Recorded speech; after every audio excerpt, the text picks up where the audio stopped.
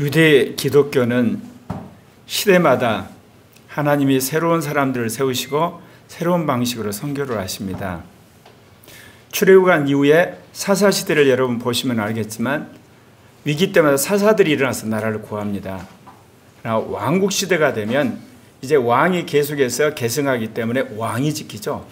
그러다가 포로로 잡혀갔을 때는 어떻습니까? 하나님이 다시금 선지자를 세워서 공동체를 회복합니다. 돌아왔을 때는 총독이고 대제사장이 이스라엘 공동체를 회복했댔습니다. 이스라엘만 그런 게 아닙니다. 기독교 역사도 마찬가지예요. 예수님 가시고 사도시대는 사도들이 전 아라비아를 돌아다니면서 복음을 전했고 교회를 세웠죠. 그러다가 오신다는 주님이 안 왔을 때 교회가 이제 타락하게 되고 이단이 나타나니까 주님이 획기적인 방법을 주님 고안하신 게 뭐냐? 기독교가 국교화되게 됩니다. 그래서 여러분이 아는 것처럼 1700년 동안 기독교가 유럽 대륙에서 한마디로 말해서 국교가 된 겁니다. 그리고 그것이 이제 서양 문명을 통해 전 세계에 퍼져나가게 됐죠. 그게 2000년까지입니다. 이제 2001년이 되면서 새로운 시대가 접어들었는데 이제 국가가 더 이상 기독교 도와주지 않습니다. 인권이라는 이름으로 기독교를 이제 핍박하는 시대가 와버렸습니다. 자본주의가 더 이상 기독교의 선교 수단이 아닙니다. 교회를 타락시키는 하나의 엄청난 세력으로 돌변한 겁니다. 근데 아직도 신학자는 물론이고 목회자나 평신도들, 선교사들 그리고 기독교인들이 시대가 바뀐지를 모르고 있습니다. 왜냐하면 이게 무슨 군사력으로 물리력으로 어느 날 갑자기 기독교를 핍박하는 게 아니라 민주적인 절차에 의해서 법을 만들어서 옥죄오기 때문에 이것을 느꼈을 때는 벌써 기독교는 완전히 동성애 합법화에 의해서 손발 다 잘린 상황이 된 겁니다. 그래서 서구라파 교회가 그렇게 해서 무장해제 당했고 북미 대륙에 이르렀고 남미 대륙에 오세아니아였고 아프리카 남아공도 그런 거고 이제 겨우 남아있는 것이 뭐냐? 아프리카하고 동그라파 그리고 아시아입니다. 그걸 일찍이 한국 교회가 알아서 지금까지 한 14년 동안 싸우고 오는 겁니다. 그런데 이제 문재인 정부 들어오면서 본격적인 기독교 고사작전이 들어온 거죠. 그래서 예전에는 목사님들이 하는 이야기가 있습니다. 목사가 무슨 정치에 참여하냐? 열심히 목회를 해야지. 맞는 말이었어요. 왜? 이승만 대통령이 이 나라를 기독교 토대 위에 세워놨어요. 그래서 지난 75년 동안 우리가 정말 편안하게 한국에서는 복음을 전하고 신앙생활을 할 수가 있었어요. 그러나 여러분 북한은 어떠셨나요? 북한은 아예 교회가 사라져버렸어요. 그거 보면 아시죠? 이제 시대가 바뀌었기 때문에 신학자는 물론이고 목회자도 선교사도 그리고 평신도들도 모두가 바뀌어야 합니다. 그럼 어떻게 바뀌어야 되느냐? 이제는 우리가 일생을 하나님이 기뻐하고 그야말로 충성된 종으로 사는 비결은 삼위일체 하나님이 주시는 삼위적 계시로 살아야 됩니다.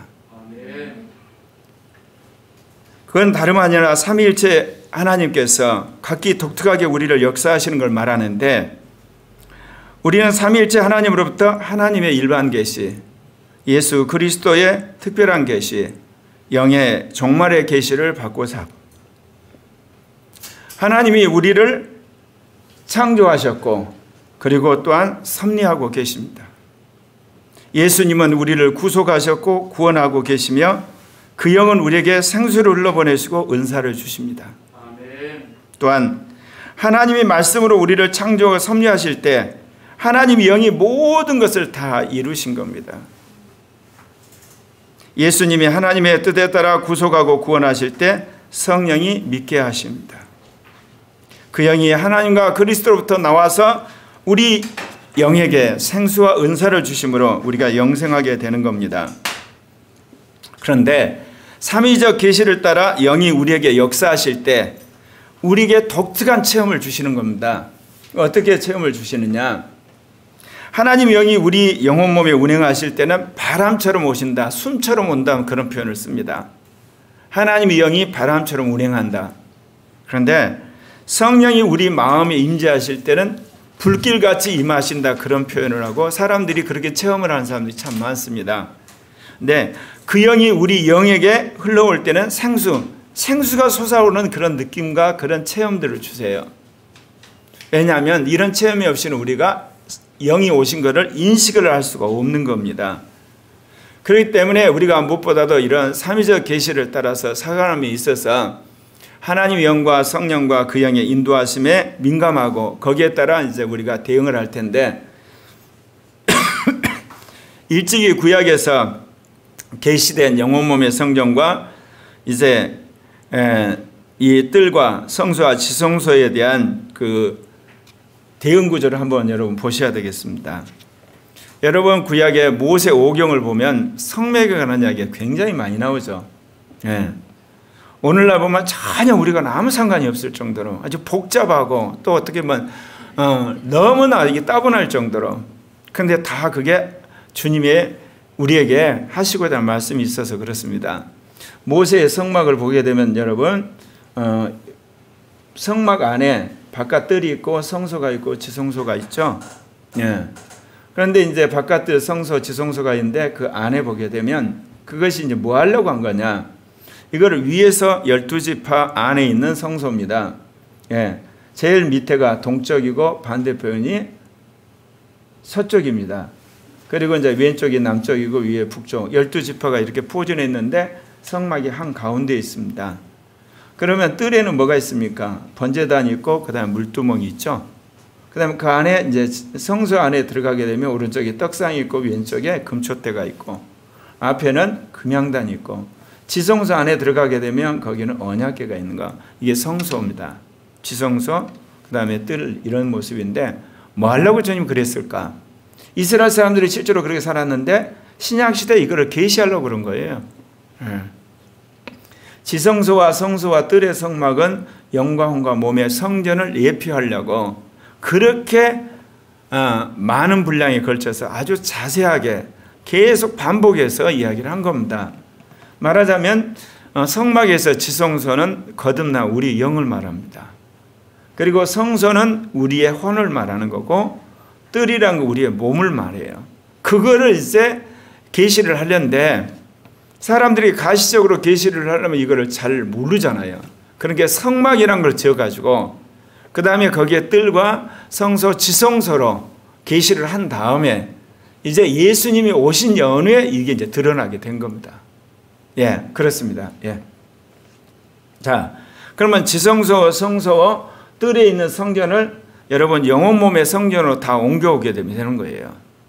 이게 우리 몸에는 뭐가 있냐? 번제단이 있는 거예요. 그리고 뭐가 있어요? 물두멍이 있어요.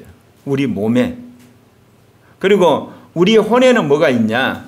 이 하나님의 7 영이 촛대가 있고 그 다음에 여기 분향단이 있고 진설병이 있는 거예요 지금. 그 다음에 영 안에는 언약궤가 있는 거예요. 이게 그리스도인의 삶을 이끌어가는 하나님의 영혼 몸의 성전의 놀라운 계시입니다. 이거 제가 몇 번 이야기를 했는데 오늘 여러분에게 이제 이야기를 하는 이유는 뭐냐? 오늘 본문에 생수 이야기가 나오기 때문에 그렇습니다. 자, 그 다음 보십시다. 창조와 섭리의 영으로서 하나님의 영은 만물과 인간을 만들고 움직이십니다. 하나님의 영이란 단어.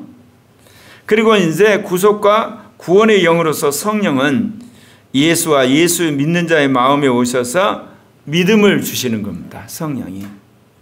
그리고 그 영은 이제 예수의 영으로서 거듭난 영 안에 와가지고 영생과 은사를 주시는 거예요. 한 영인데 이렇듯 3가지 기능으로 역사를 하세요. 이게 창세기부터 계시록까지 성경에서 우리에게 계시하는 영입니다. 그런데 이거를 무엇보다 신학자들이 몰라요. 그러니 목회자도 모르죠. 평신도는 더더욱 모르고. 주님이 저에게 39년 성령운동하면서 결국은 성경 안에서 이 계시를 드러내게 했고 실제로 제가 그렇게 살도록 지난 수십 년 동안 훈련을 하신 거예요. 그럼 왜 이게 필요하냐? 이렇게 돼야만 우리가 온전한 그리스도인이 되고 온전한 성도가 돼요. 안 그래도 옛날 사람들 예수 믿고 천국 갔잖아. 여러분들은 나 개인이 예수 믿고 천국 간 특히 이기적인 생각만 하는 거예요. 하나님이 인간을 통해서 이루시려는 경륜을 전혀 모르는 거예요. 그래서 한국의 유명한 목사님 그런 이야기 했어요. 예수 믿는 건 뭐냐? 예수 믿고 천당 가는 거다. 사실 그거 20%면 맞는 거예요, 여러분. 유명한 목사가 그렇게 이야기하면 안 돼. 그러면 예수 믿고 곧바로 죽지? 병원에도 가지 말고 밥도 먹지 말고. 예수 믿고 천당 가는 게 하나의 목적이라면서. 말도 안 되는 소리를 그렇게 하는 거예요. 그게 사람들에게 그럴싸하지만 그게 거짓말의 절반은. 예수를 믿고 구원받은 게 하나님의 뜻이긴 하지만 그 다음 단계에 있어요.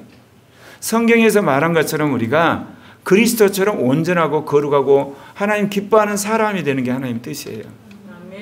그 다음은요. 하나님의 뜻을 어긴 이 사단과 악한 영을 완전히 굴복시키는 겁니다. 그 다음은요. 그런 가운데서 이루어질 일이 이제 나만 예수를 믿는 게 아니라 한국만 예수 믿는 게 아니라 아시아 5대양 6대주의 예수 그리스도를 믿는 사람들을 주님께서 선교하라고 명령을 하신 거예요. 거기서 끝나는 게 아니에요. 성경에 있는 모든 내용을 성취를 해야만 주님이 오세요. 네. 이게 이루어지기까지 주님이 안 오세요. 요즘에 사람들이 말세라고 그러죠. 예수님 오실 때부터 말세예요. 네. 교회 역사에서 말세는 계속 왔어요. 네. 그러면 어떻게 되느냐? 이때로 주님 안 오신다니까요. 마귀가 자기의 때를 연장시키기 위해서 교회를 속여가지고 교회로 하여금 온전치 못하게끔 계속해서 방해를 하고 미혹을 해서 수많은 영혼을 한마디로 불못으로 끌고 가는 거예요, 여러분. 세상이 망하고 교회가 더럽혀진다고 정말 안 와요. 왜냐? 주님이 교회에 명하신 주의 사명을 교회가 다 감당해야만, 그래서 사단의 권세와 악한 영들을 합법적으로 완전히 주님께서 심판하신 연후에서야 주님이 재림하시는 거예요. 이걸 여러분 아셔야 돼요. 그래서 오늘 여러분들에게 이 말씀을 더 자세히 말씀을 드리려고 합니다. 예. 그래서 하나님의 영과 성령과 그 영에 대해서 한번 여러분 자세하게 좀 보셔야 되겠습니다. 바로 앞에 부분이요. 예. 자, 이 부분에서 우리가 이제 이렇게 보게 되는데, 하나님의 영은 온 우주 만물과 인간 가운데 역사를 해요. 창조를 하고 지금도 섭리하고 계시죠. 이게 우리가 흔히들 말하는 이 은하단, 은하, 그 다음에 해와 달과 별, 그 다음에 이 공기와 물과, 그 다음에 식물과 동물과, 그 다음에 이게 전 세계 200개 국가와 그 모든 사람들을 하나님의 영이 지금도 움직이고 계시는 거예요. 그러니까 예수 안 믿어도 상관없어요. 왜? 그분은 창조와 섭리의 영이니까. 그런데 그 가운데서 회개하고 예수를 믿는 사람에게는 성령이 들어오시는 거예요. 이제 내주를 해요. 그래서 예수 그리스도의 구속을 이루고 우리 안에 구원을 이루어가는 거예요. 이미 구원을 받았지만 우리 안에 아직도 원죄 문제, 육신의 문제, 율법의 문제, 그리고 우리 옛사람의 문제, 세상의 문제 해결 안 됐어요. 이 문제 해결 못하고 다시 믿음을 상실하게 되면 멸망하는 거예요. 멸망하는 거예요. 그러니까 성령이 끝까지 믿음을 지키도록 우리에게 믿음을 경고케 하고 믿음을 확장시키고 믿음을 이제 건강하게 만드는 일을 하시는 거예요. 근데 교회는 여기까지만 알죠? 아니에요, 여러분. 이렇게 갖고는 사단과 악한 영들과 성경의 말씀을 완성할 수가 없어요. 영이 직접 우리 안에 오셔서 뭐 하시느냐? 우리에게 종말의 영으로서 생수를 주신 거예요. 생명을. 죽음도 이기게 하시는 거예요. 그리고 이 사단과 악한 영들과 싸우기 위해서는 우리가 은사가 필요한 거예요. 그리스도의 교회가 사단과 싸우는 군대인데 여러분 소총 갖고만 되나요? 예수를 믿는 사람한테는 기본적으로 소총이 다 있어요. 근데 여러분 소총 가진 군대 아무리 많아봤자 핵폭탄 한 발에 완전히 초토화되는 거예요. 은사란 건 뭐냐면 하나님이 교회에 주시는 하나의 핵무기, 그야말로 우리는 포탄, 따발총, 그런 하나의 영적인 무기예요. 지난 세기에 선교가 어떻게 이루어졌나요? 초대교회에서 한 300년 동안 복음을 전할 때 뭐 갖고 복음했나요? 선교사 돈 갖고 했나요? 총칼로 했나요? 지식 갖고 안 그랬어요. 성령의 능력 받고 가서 그냥 복음 전했어요. 가면 어때요? 귀신이 나가는 거예요. 병이 고쳐지는 거예요. 기적이 일어나는 거예요. 놀라운 역사가 딱 일어나니까 이방신을 섬겼던 사람들이 뭐라 그래요? 나는 우리 신 안 믿고 진짜 신이 네 신 믿겠다. 그래서 예수를 믿게 된 거예요, 여러분. 여러분 그 당시 여러분 사도와 이 선교사들이 학벌이 좋았나요? 학벌 좋은 사람도 있지만 진짜 무식한 사람도 많았어요. 그런데 누가 왜 선교가 됐냐? 목숨을 걸고 성령 안에 복음을 전한 거예요. 그런데 그랬던 사도들이 이제 다 죽었어. 그러니까 사도들 밑에서 훈련받은 속사도들도 죽어버린 거야. 점점 교회 안에 이제 어때요? 성령의 역사가 사라지게 된 거예요. 그러면서 이단들이 등장하게 되니까 교회가 이제 회의를 해가지고 뭐하냐? 교리를 만들기 시작한 거예요. 그래서 삼위일체 교리라든지 예를 들면 예수 그리스도는 하나님에서 인간이라고 양성의 교리라든지 이런 교리를 만들어서 그 교리에 어긋난 말을 하는 사람은 이단이야. 그 교리를 이제 인정한 사람은 정통이고 그게 이제 기독교가 공인된 313년부터 그렇게 된 거예요. 그때부터는 이제 기독교는 뭐냐? 교리의 종교가 되고 예를 들면 성만찬을 하고 우리가 말하면 물세례를 받고 이제 그런 종교가 된 거예요. 이게 카톨릭이야. 그러면 이게 타락을 하니까 하나님 1517년에 종교개혁을 해가지고 이제는 성경의 종교가 됐는데 성경을 열심히 읽고 그 다음에 그거를 믿고 그리고 나서 그 믿음으로 사는 거 거기에 따라 설교를 하고 그 믿고 한 500년 왔어요. 그런데 요즘 성경의 해석이 얼마나 다양해. 심하게 말 자기 멋대로 해석하잖아. 예. 세상에 성경에서 동성애를 인권이라고 끄집어내는 큐신학이 있어. 동성애 인권 신학이 있어. 성경 갖고 사회주의 신학을 만들어내. 어떻게 그럴 수가 있어? 근데 그게 버젓이 그게 신학교에서 가르쳐지고 있어. 그리고 그런 교단도 생겨나고. 어떻게 그렇게 가능하나요? 왜? 성경을 자기 멋대로 해석하기 시작하니까. 성경으로 돌아가라 그랬더니 이제는 성경을 자기 멋대로 해석하게 돼버린 거야. 그래서 주님이 이제 20세기에 성경의 저자를 회복시키신 거야. 성령. 성경을 누가 썼냐? 성령이 쓴 거야. 그러니까 이제는 성령이 이제는 성경을 해석하는 그게 오순절 운동이고 성령 운동이고 그게 제3의 물결 운동인 거야. 그러니까 이제는 성령 받지 않고는 성경을 해석하는 것은 이제 그만둬야 되는 거야. 예. 자기 재미로 해석하는 거야. 자기 말빨로 자기 밥벌이 하려고. 왜? 성경을 쓴 저자가 오셔서 해석하는 시대가 왔는데 자기가 그렇다. 근데 문제는 뭐냐? 교회가 성령을 안 받았기 때문에 내주는 해. 내주는 하지만 성령이 계신 줄 잘 몰라. 모르니까 말빨 좋은 사람, 유명한 신학교 나온 사람, 그리고 교회가 좀 큰 사람, 그리고 이제 예를 들면 유명한 사람 이야기가 진리적으로 쫓아가. 이철철 목사라는 사람이 뭐라고 그랬어? 비대면 예배가 제2종교개혁이라. 그런 사람 벼락마다 죽어야 돼. 성경 어디서 비대면 예배가 제2종교개혁이야. 주님은 말세가 오도록 피하지 말고 모이기를 힘쓰라 그랬지. 피하기를 힘쓰란 말이 어디 있어? 그런데 그 이야기를 사람들이 다 좋아해. 왜? 교회 가기 싫었거든. 예배드리기 싫었거든. 모이기 싫었는데 유명한 목사가 그 이야기를 하니까 어때요? 그동안 자기들 교회 안 갔을 때 양심에 거리끼고 뭔가 이렇게 찝찝했던 것들이 확 풀어진 거야. 파자마 바람에서 핸드폰 보면서 예배 들어가면서 한 2, 4번 설교 싣고 끝나고 그 다음 무슨 일 있다고 예를 들면 버스칸에서 봐도 예배고 커피숍에서 만나서 그거 봐도 예배가 되는 거고 친구들하고 같이 있다가 조용히 봐도 예배가 돼버리면 그게 예배가 돼버리면 무슨 놈의 예배냐고. 이게 뭐냐? 오늘날 목사들이 설교 세일즈를 하는 거예요. 성령 운동하는 사람은 은사 세일즈를 하고 미안하지만 선교 세일즈도 하고 신학 세일즈를 해. 어떻게 해서 사람들을 구워 삶아가지고 사람들을 많이 끌어모으고 돈을 많이 모으고 그리고 이제 사람을 결집시키면 그 사람이 유명한 목사가 돼버리는 거야. 자본주의사이니까. 이제 그 시대를 근본적으로 우리가 개혁해야 될 상황이 온 거예요. 그래서 오늘 주신 말씀을 여러분들이 들렸는데 특별히 오늘 말씀은 독특하게 전체 구조를 봤을 때 먼저 강해를 하고 두 번째 실성상 두 개로 나눠 말씀드리려고 합니다. 첫 번째 제목이 뭐냐? 우리는 우물에서 먹는 물을 깃지만 영원히 마르지 않는 물은 예수에게서 흘러나옵니다. 오늘 여기 말씀을 보게 되면 예수를 믿는 후에 우리가 물세례를 받잖아요. 왜 물세례를 받는지 잘 모르고 물세례를 받아. 가톨릭하고 물세례를 받지 않으면 구원을 받지 못한다고 이야기해요. 예. 그러니까 그 사람들이 열심히 물세례를 받고 나중에 견진성사라고 해서 기름을 바르는 것도 하고 그 다음에 죄지면 이제 신부한테 가가지고 고백성사도 하고 이제 그렇게 해야만 구원이 있다고 생각하니까. 왜냐면 거기는 교회가 구원이니까. 교회를 떠나면 구원이 없어. 이제 그러긴 하는데 왜 우리가 물세례를 받느냐? 여러분, 물세례는 거듭난 우리 안에 생수가 흘러나온 것에 대한 하나의 상징이에요, 여러분. 그래서 물세례를 받는 거예요.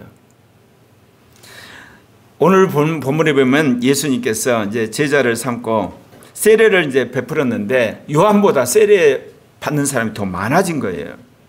그런데 주님이 그 소식을 들으셨는데 오늘 요한복음 4장 2절에 보면 예수께서 친히 세례를 베푸신 게 아니라 제자들이 베풀었어요. 잘하세요. 세례는 제자들이 물세례를 베풀었어요. 예수님은 성령 세례를 베푸신 거야.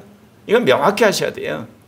그래서 예수님이 십자가에 죽고 부활하신 다음에 제자들이 무슨 이야기 했어요? 예수님이 명령한 게 몇 개 있어요. 딱 3개가 있는데 내가 너희를 사랑같이 서로 사랑하는 사랑의 명령을 했고요.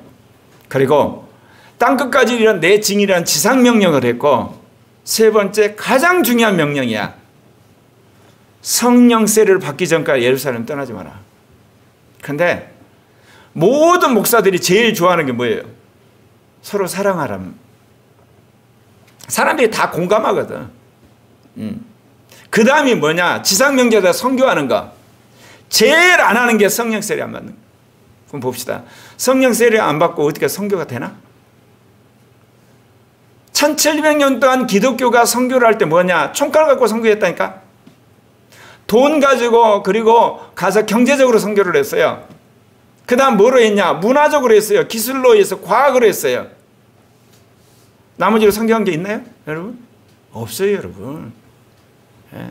우리나라 선교사들도 외국 가서 다 그래. 난 그래서 이제는 그거를 선교 셀지라 그래. 이제는 뭐로 해야 돼, 다시? 성령으로 해야 돼. 그리고 성경으로 해야 돼. 그리고 나서 문화로 해야 되는 거야. 순서가 명확해야 돼. 뭐를 보면 아냐? 서구라파도 우리 선교 다시 해야 되거든. 서구라파 완전히 기독교 예배당이 박물관이 돼버리고 레스토랑이 되고 완전히 디스코텍이 돼버렸어. 다시 선교로 가는데 그들 문화 선교? 우리보다 뛰어나는데. 성경? 도사들이야. 뭐로 선교할 거냐고. 성령 외에는 선교할 방법이 없어. 서구라파 같은 데. 그러면 서구라파면 그러냐? 일본? 우리보다 무지무지 잘 살아. 사람들 아주 도덕적이야. 더 문화적인 성경 웃어버려. 성경? 이 사람들 생각이 너무 굳어져 있어. 뭐로 해야 돼? 방법은 성령으로 선교하는 것 외에는 길이 없어. 그러니까 이 5대양 6대주의 보편적인 선교를 하려면 성령 충만해야 되고 은사를 받아야 되고 하나님의 인도하심을 받은 연후에 성경 가지고 말씀을 가르쳐야 되고 그러면서 우리가 그동안 했던 여러 가지 것을 가미를 해야 선교가 된다고. 그렇다니까 여러분. 그래서 예수님이 성령세를 들고 제자들이 물세례를 줬는데 근데 사실 우리가 예수를 믿고 나면 3가지 세례를 받아요. 자 보십시오. 첫 번째 우리가 가장 쉬운 성례가 물세례죠. 사도행전 8장 12절 함께 같이 읽을까요? 시작. 빌립이 하나님 나라와 및 예수 그리스도의 이름에 관하여 전도함을 그들이 믿고 남녀가 다 세례를 받았니. 여러분 세례 받으셨잖아요. 두 번째가 있어요. 실은 이게 참 비밀인데 왜 물세례를 받냐? 영의 세례 때문에 받은 거예요. 영의 세례. 같이 읽겠습니다. 시작. 고린도서 12장 13절. 우리가 유대인이나 헬라인이나 종이나 자유인이나 다 한 영으로 세례를 받아 한 몸이 되었고 또 다 한 영으로 마시게 한다. 이미 여러분은 인식을 못했지만 여러분이 거듭날 때 한 영으로 세례를 받아서 우리는 한 형제 자매가 돼버린 거예요. 영으로. 그래서 여기 모여서 예배드리고 같이 모여서 교제하고 같이 모여서 교대가 가능한 거예요. 여러분 안 믿는 친구 가서 이야기해 보세요. 천국 이야기 미쳤다고 그래요. 예수 믿으면 니나 믿으라고 그러고 죄산 받았다면 그거 무슨 소리냐 그러고 성경 오늘날도 성경 믿냐 그러고 왜 그래요? 영이 안 들어있는 거예요. 영이 그런 거예요. 그런데 영의 세를 어떻게 체험하냐고, 인식을 하냐고, 성령세를 받으셔야 돼요. 여러분, 사도행전 1장 5절에 예수의 명령을 같이 읽겠습니다. 요한은 물로 세례를 베풀었으나 너희는 몇 날이 못되어 성령으로 세례를 받으라. 성령 세례 받을 때 이제는 그게 분명해지는 거야. 그래서 예수를 믿으면 이 세 가지 세례를 받으셔야 됩니다. 그걸 인식하고 사셔야 되는 겁니다. 그래서 생수를 주시는 예수님이 목이 말라서 물을 마셨어요. 이 말씀 오늘 하려고 그래요. 자, 예수님이 유대를 따라 다시 갈릴리로 이제 가시려고 하는데 사마리아를 통과를 해야 되는 겁니다.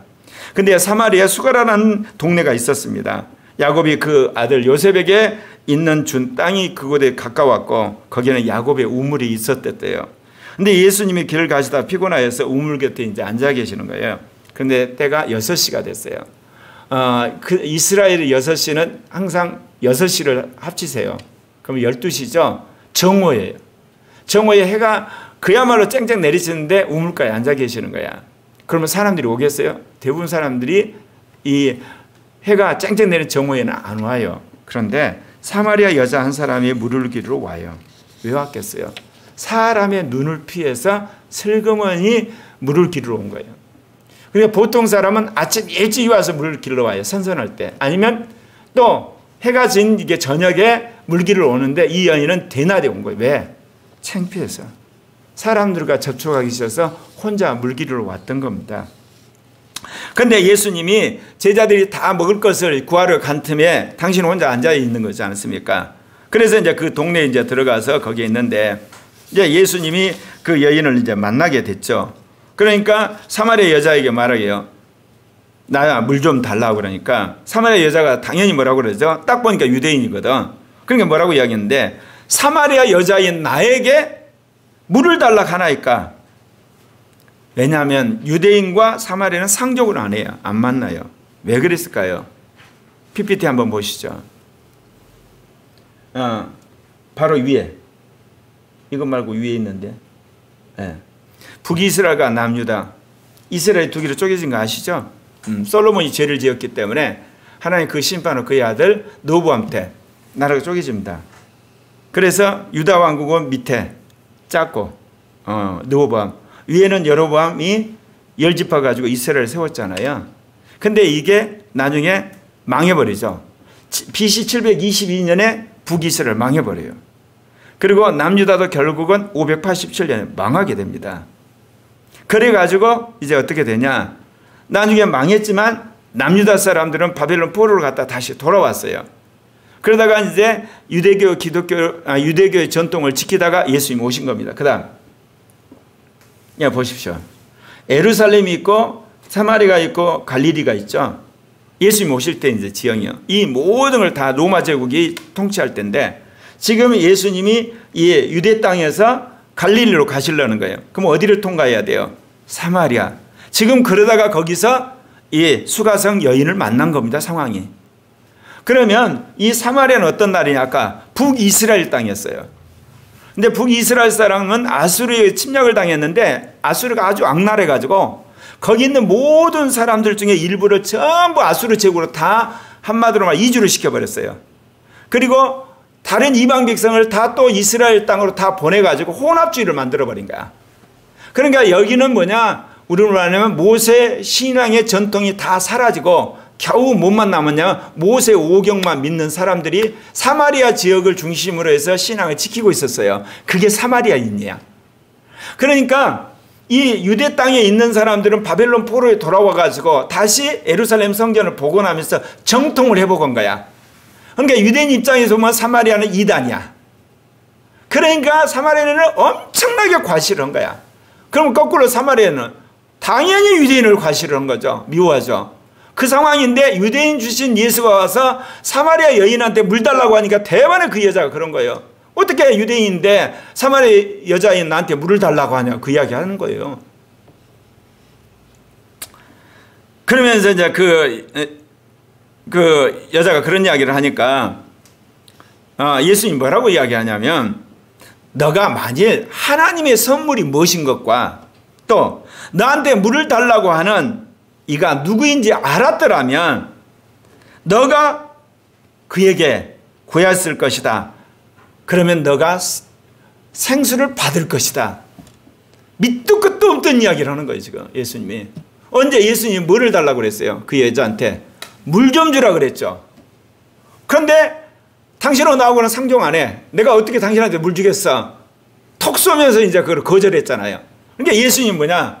아니, 지금 하나님의 선물이 어떻다는 것과 지금 나한테 물 달라고 하는 그가 누군지 알았더라면 너가 이게 공손하게 대접하면 내가 너한테 생수를 주었을 건데 그 이야기에 이 여자가 귀가 번쩍 뜨요. 무슨 생수? 이 여자가 뭐라고 그러냐? 아니, 당신 보니까 물기를 그릇도 없잖아. 그리고 이 오리 엄청나게 깊은데 무슨 두리벽 같은 거 있어? 없잖아. 근데 무슨 헛소리 하는 거야 지금. 그러면서 이 여자가 그러면서 우리 조상 야곱이 이 우물을 줬어.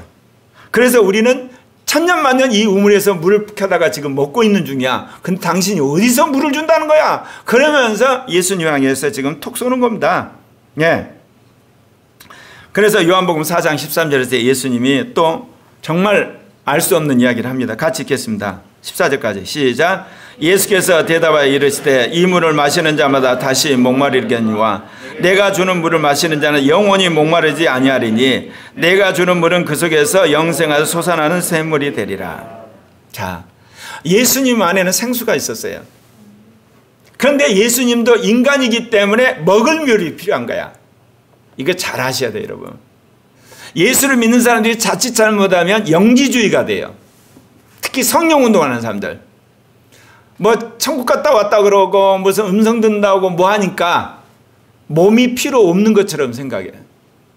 그래서 먹지도 잘 않고 운동도 잘 않고 노동도 잘 않고 흔히 공부도 잘 않고 뉴스도 안 듣고 그러면서 자기는 신통방통하네. 마귀한테 완전히 속은 인간이야. 오늘 예수님이 생수가 흘러나오는 분임에도 불구하고 뭐라고 그래요? 먹을 물을 요구했잖아요. 네. 왜? 우리의 육신은 먹을 물이 필요해요. 우리의 영은 예수의 영, 예수가 주는 생수가 필요한 거예요. 아멘? 그것이 우리에게 다 필요한 거예요. 그래서 그 여인한테 나는 생수를 주었을 텐데 뭐 너가 나한테 물을 줬더라면 나는 생수를 줄 텐데 그 이야기 하시는 겁니다 지금. 여러분 요한복음 7장 37절 38절에서 이거를 아주 분명하게 주님이 해석하셨습니다. 같이 읽겠습니다. 시작. 명절 끝날 곧 큰 날에 예수께서 서서 외쳐 이르시되 누구든지 목마르거든 내게로 와서 마시라. 나를 믿는 자는 성경의 이름과 같이 그 배에서 생수의 강이 흘러나오리라 하시니. 여러분 예수 믿으시죠? 거듭나셨죠? 생수 경험하셨나요? 안 하셨으면 회개하셔야 돼요. 결단하셔야 되는 거예요. 분명히 배에서 생수의 강이 나온다는데 생수를 있는지도 몰랐고 맛보지도 못했다. 크리스찬 이기는 있는데 이게 문제 있는 거예요, 여러분. 네. 왜 이게 놀랍냐? 여러분 한번 보시죠. 예, 그다음. 자, 영혼 몸으로 된 인간과 영입니다. 자, 여기 보면 이 몸에 하나님 영이 감싸고 있죠. 영혼 몸을. 그렇잖아요. 제일 마지막 부분. 그 다음에 혼이 우리의 영과, 성령이 우리 혼과 영에 내주를 해요. 그럴 때 그 영이 우리 영 안에 와 계세요. 그 영으로 말미암아 우리 안에 생수가 일어나는 거예요. 자, 보십시오. 자, 하나님의 계시와 하나님의 영이에요. 하나님의 계시가 오게 되면 하나님의 계시는 누가 받냐? 우리가 말한 눈, 코, 입, 손발이 받아요. 그를 통해서 들어오는 게 항상 하나님의 계시는 체험으로 들어오게 돼 있어요. 그러게 되면 어때요? 우리가 그거를 경험하면서 이성이 분별하는 거예요. 예. 그게 하나님 계시는 그래서 이성이 발달하게 돼 있어요. 하나님 계시. 세상 사람들도 아주 이성이 발달돼 있어요. 왜? 하나님 계시를 받으니까. 그런데 그들은 예수를 안 믿기 때문에 하나님이 있다는 존재 정도만 알지 하나님과의 교제는 없어요. 그렇게 되는 거예요, 이게. 그러니까 여러분 세상 사람이 더 똑똑해요. 정치, 세상 사람이 더 똑똑해. 경제, 똑똑해. 왜? 줄기창창 그것만 연구하고 하니까. 그런데 기껏해야 돼요. 하나님이 계시고 절대자가 있고 전능자가 있는 정도밖에 몰라요. 왜? 죄를 졌기 때문에. 그 다음. 자, 예수의 계시. 예수님의 계시는 항상 말씀으로 와요. 우리가 눈으로 어떤 체험을 하고 보고 말씀으로 듣게 되면 그 성령이 들을 때 우리를 깨닫게 하죠. 아, 나 저대로 저 믿어야 되겠다. 그런데 결국은 어때요? 마음 안에 믿게 만드셔야 돼요. 그래서 특별계시는 믿어야 본전이에요. 안 믿으면 아무 소용이 없어요. 신학 박사가 돼도 지식이 있어봤자 필요 없는 거예요. 성경에 100독을 해도 아무 소용이 없어요. 가끔 유튜브에 그래. 성경 30독 한 목사가 하느냐. 그래서 어쩌다는 거예요. 아무 소용 없어요, 여러분. 믿어야 되는 거예요. 믿어져야 되는 거예요. 그래야만 그 믿음 속에서 죄가 사해지게 되고 하나님의 역사가 일어나게 된 거예요. 그래서 예수에 계시는 성령이 말씀을 믿게 하시는 거예요. 마음에. 그 다음 영에 계시는 이제 뭐예요? 직접 우리한테 하는 거죠. 그 영이 새 영을 주고 새 마음을 주고 우리에게 생수를 주시는 거예요. 그 영이. 어디에? 우리 영을 통해서 하시는 거예요. 영을. 마음을 통해서가 아니라 우리 영을 통해서 하시는 거예요. 새 마음을 줘요. 새 영을 줘요. 생수를 줘요. 그래서 영을 따라야만 우리 근본적으로 바뀌는 거예요. 새 영이 되는데 더러운 영에서 그 다음에 더러운 마음이 새 마음이 되는데 그리고 이제 생명수가 흐르는데 그렇다는 겁니다. 여러분한테. 예, 그래서 제가 이야기하는 거 여기만 그러냐. 마지막 때 새하늘과 새 땅의 이야기가 계시록 22장 1절부터 2절에 나와요. 자, 보십시다. 또 그가 수정같이 맑은 생명수 강을 내게 보이니 하나님과 및 어린 양의 보좌로부터 나와서 길 가운데를 흐르더라. 강자 위에 생명나무가 있어 12가지 열매를 맺되 달마다 그 열매를 맺고 그 나무 잎사귀던 망국을 치료하기 위해 있더라. 지금은 예수를 믿고 거듭나 우리 영 안에서만 생수가 흐르지만 마지막 천년왕국이 끝나고 났을 때 새하늘과 새 땅에서는 모든 만물에게 생수가 흘러요. 그래서 영생하게 되는 겁니다. 주님이 이 놀라운 생수의 비밀을 전해줬지만 거듭나지 않는 사마리아 여인이 이걸 알 리가 있겠습니까? 그러니까 오늘 우리가 읽은 말씀의 마지막에 보게 되면 사마리아 여인이 예수가 영분별을 통해서 자신의 치부를 드러내니까 그때서 예수를 선지자로 인정을 해요. 요한복음 4장 15절을 보면 여자가 이르되 주여 그런 물을 내게 주사 목마르지도 않고 또 여기 물길로 오지 않게 하소서. 지금 뭔가 이렇게 대화가 안 되는 거예요. 예수님이 준 생수는 믿어야만 거듭난 영 안에 나오는 영원한 생명수를 말하는 거지 우물에서 기는 물이 아니거든. 그러니까 여자가 그 이야기를 딱 들으면 옳다 됐다. 이게 물 기를 필요도 없고 마르지도 않는 그 물 나 좀 주시오. 그러니까 예수님이 뭐라고 이야기했냐면 거기서 가타부터 이야기를 안 하세요. 그래 놓고 요한복음에 그 뒤에 보면 이르시되 가서 내 남편을 불러와라 그러세요. 왜 그랬겠어요, 여러분? 여자가 대답하여 이르되 나는 남편이 없나이다. 예수님이 아시고 그런 거예요. 남편 데려와봐. 우리 남편 없는데요. 예수님이 뭐라고 하냐. 너가 남편이 없다는 말이 옳다. 그러면서 너에게 남편 5이 있었는데 지금 있는 자도 너 남편 아니다. 4번의 남편을 갈아쳤어요. 그 지금 동거하고 있는 거야. 그래 예수님이 영분별로 완전 쪽집처럼 집어내본 거야. 그러니까 그 여자가 뭐야? 내가 보니 당신은 선지자로서이다. 그게 오늘 주시는 말씀의 마지막이에요. 여러분은 예수님을 선지자로 인정하고 사시나요? 우리는 예수님을 하나님이자 우리에게 생명을 주는 주님으로 믿어야 되는 것 아니겠습니까? 그래서 오늘 두 번째, 주님은 우리가 생수로 충만하게 살기를 원하신다는 말씀을 실제적으로 말씀을 드리려고 합니다. 그럼 어떻게 하면 우리가 생수로 사느냐? 생명수가 콸콸 넘치냐? 그리고 생수 안에서 우리가 정말 살 수가 있느냐? 언젠가 이거 자세하게 한번 이야기해야 되겠지만 오늘 대략적인 이야기 하려고 합니다. 첫 번째, 거듭남에 대한 체험적인 믿음을 가지셔야 돼요. 교리적으로 거듭났다는 걸 자꾸 이게 리피트하는 거 말고 내 안에서 영이 거듭난 걸 내가 알게 되는가. 요한복음 3장 5절부터 6절의 말씀이 뭐라고 그래? 같이 읽을까? 시작. 예수께서 대답하시되 진실로 진실로 내게 이르노니 사람이 물과 그 영으로 나지 아니하면 하나님 나라에 들어갈 수 없느니라. 육신으로 난 건 육신이요 그 영으로 난 것은 영이다. 이게 여러분 안에서 여러분이 분명히 체험하셔야 돼요. 그 다음 두 번째, 내주하신 성령을 따라 성경의 약속을 믿으셔야 돼요. 성령의 약속. 디모데후서 3장 16절 17절 같이 읽겠습니다. 모든 성경은 하나님의 감동으로 된 것으로 교훈과 책망과 바르게 함과 의로 교육하기에 유익하니 이는 하나님의 사람으로 온전하게 하며 모든 선한 일을 행할 능력을 갖추게 하는 뭐가? 성경이 오늘 신학교 완전히 뜯어고쳐야 돼. 복잡하게 무슨 조직신학, 성경신학, 뭐 교회사, 실천신학 여러 가지 가르치는데 뭐를 안 가르쳐? 성경을 가르치고 그다음 믿고 살아야 돼. 그리고 나서 조직신학을 하고 뭐 이렇게 역사신학을 하고 우리는 뭐 성서신학을 하고 예를 들면 성교신학으로 실천신학을 해야 되는 거야. 이게 없는데 그 뭐야? 그러니까 오늘날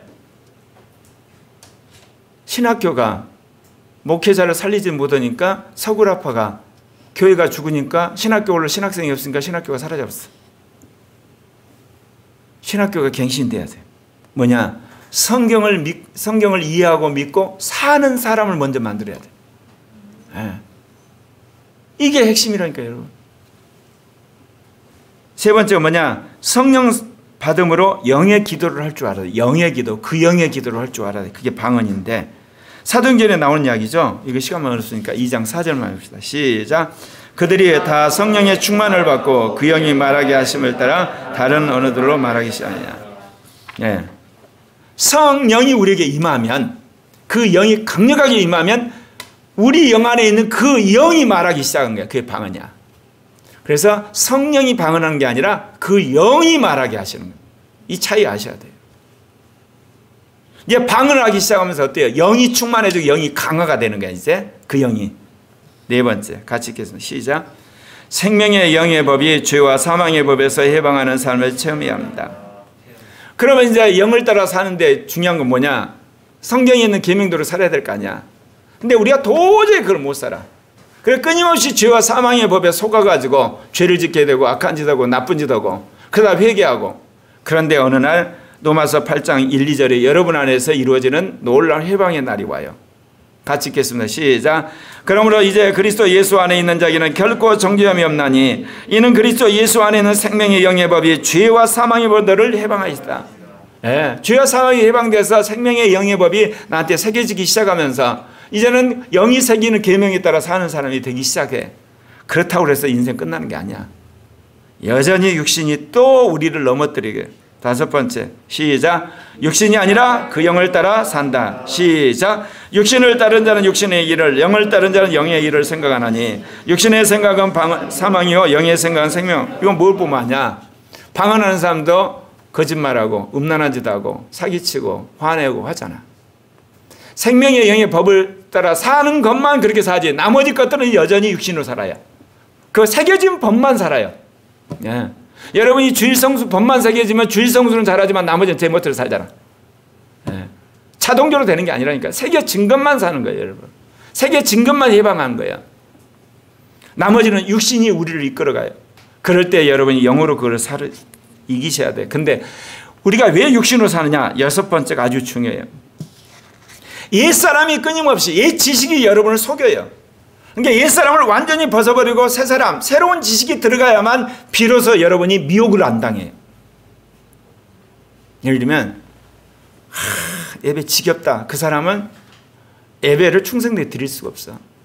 교회는 밤낮 돈 이야기 하냐. 그 사람은 하나님 앞에 온전히 돈 드릴 필요가 없고. 어떤 사람 교회는 따분하다. 뭐 시대적인 어떤 시대에 안 맞는 이야기만 하냐. 그 사람은 성경을 믿을 리가 없고. 그게 옛사람이야. 그게 어떤 식으로든지 다 박살이 나야 되는 거 안에서. 이해 가요? 그래서 새로운 거. 아, 주의성수. 주님의 은혜를 받는 날이야. 아, 하나님 드리는 거. 그렇지. 하나님의 은혜 감사하는 표시야. 예를 들면 성경은 모든 진리의 핵심이야.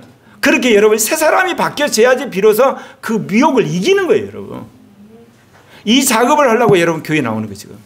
이거 작업 때문에 여러분 큐티하는 거고 성경 공부하는 거고 교제하는 거고 체험하는 거예요. 이 여러분 안에 옛 지식, 옛 사상을 뜯어고치는 거예요. 자, 에베소 4장 21절부터 24절 같이 읽겠습니다. 시작. 진리가 예수 안에 있는 것 같이 너희가 참으로 그에게서 듣고 또한 그 안에서 가르침을 받았을진대 너희는 유혹의 욕심을 따라 썩어가는 구습을 따르는 옛사람을 벗어버리고 오직 너희의 이성의 영이 새롭게 되어 하나님을 따라 의와 진리의 걸어감으로 지으심을 받은 새 사람을 입어라. 예, 그렇게 되는 거예요. 이제 그런 가운데 이제 일곱 번째. 이제 여러분이 새 사람을 입고 영을 따라 사는 훈련을 하게 되면 어때요? 이제는 영으로 몸의 행실을 죽이는 그런 사람이 되는 거예요. 예. 로마서 8장 12절 14절 같이 읽겠습니다. 그러므로 형제들아 우리가 빚진 자로 돼 육신에게 져서 육신대로 살 것이 아니라 너희가 육신대로 살면 반드시 죽을 것이로되 영으로서 몸의 행실을 죽이면 살리니 무릇 하나님의 영으로 인도함을 받는 사람은 곧 하나님의 아들이라. 그러면 여덟 번째 무슨 일이 있느냐? 영이 우리에게 하시는 말씀을 순종함으로 고난을 이기게 돼요. 제가 지난 목요일날 장기표 씨를 만났어요. 같이 대화를 나누고 행복정치론이라는 책을 일찍 알아서. 그리고 어제도 또 장기표 씨를 만났는데, 야, 정치인 중에 동성애 반대하는 사람, 차별금지법 반대, 동성결혼 반대. 그 사람 책을 보니까 이건 완전히 정치인인데 종교인이야. 평화나무에 누구지? 또 잊어버렸다. 에?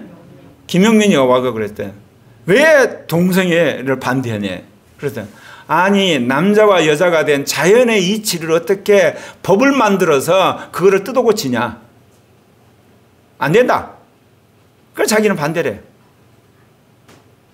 제가 왜 찾아갔겠어요? 여야를 막론해서 이 동성애를 반대하는 확실한 윤리적이고 도덕적인 정치인을 내가 찾았거든. 그러면서 군사 독재 반대하면서 주사파 반대하는 정치인을. 근데 그거를 왜 이야기하다 그렇게 했냐? 내가 기도를 하는데 전북에 아는 목사님이 계셔. 밝혀도 돼. 인채영 목사님이 지난 이제 2월 6일 날인가 그 예배 회복을 위한 전북 목회자 100인 기자회견이 있는데 나를 초청한 거야. 기도를 하다가 가야 되겠다고 간 거야. 가서 이제 집회를 다 끝나고 누구를 소개받았냐면 전북대학교 자연과학대 학장이었던 또 그분이 목사님이야. 김인수 학장님을 만난 거야. 근데 그분으로 대화를 하는데 다 잘 통하는 거야 이게. 나라에 관한 거, 성경에 관한 거, 교회에 관한 거, 영적인 게. 그러다가 그분이 누구 이야기를 했겠어요? 장기표 씨를 잘 안대. 그러면서 행복 정치론을 나한테 준 거야. 내가 그걸 와서 읽었어. 야, 내가 찾았던 정치인이구나. 그러니 그분이 소개를 해가지고 만나게 된 거예요. 그럼 왜 그 이야기를 잔뜩 하냐? 내가 전북에 내려가는 일도 그렇고 그 김인수 학장님을 만나는 과정도 그렇고 그분이 소개한 장기표 씨에 대해서 분별하는 것도 그렇고 내가 인사동에 가서 그 사무실을 만난 것도 그렇고 그리고 만나고 나서 어제 또 간 이윤 과정 속에 뭐야? 영의 인도를 받아서 했다 그 이야기예요. 무슨 말 이해가세요? 내가 그런 정치인을 찾으려고 언제부터 했어요? 안철수 지지 철회할 때부터. 지난 4년을 내가 찾았어. 군사독재에 확실히 반대하는 민주인사면서도 주사파 이 문재인 정권에 확실히 반대하는 그런 중도 노선과 분명히 있으면서도 동성애에 확실히 반대하는 사람. 근데 그걸 영이 인도를 하고 나에게 말씀하셔서 내가 순종했다 그 이야기예요. 여러분이 영을 따라 사셔야 되는 거예요. 네. 자, 그 이야기가 로마서 8장 16절 17절에 나옵니다. 보십시다. 시작. 그 영이 친히 우리 영과 더불어 우리가 하나님의 자녀인 걸 증거하시고 영이 우리에게 끊임없이 자녀임을 증거하시고 우리가 말씀하시고 우리를 인도하시는 거예요. 그래서 아마 여기 있는 형제자매도 알겠죠? 내가 9월 이후로 지금까지 한 4개월 동안 헤맸다고 그랬잖아.